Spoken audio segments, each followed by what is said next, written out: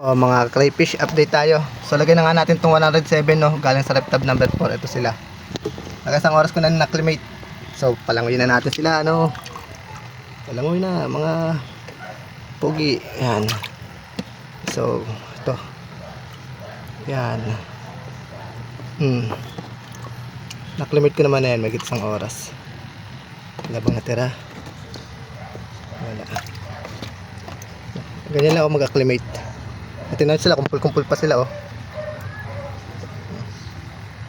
Ayan. Matured tong mga to, yung kagandahan nito, no? Madali itong mabubuhay. Hindi kagaya ng mga taas na mortality. Ayan sila, yan. Oh.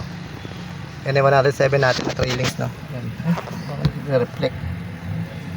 Ayan sila, ayan. So 261 na nandito natin sa reptab number 13, no? Sige, so ulit mga crayfish.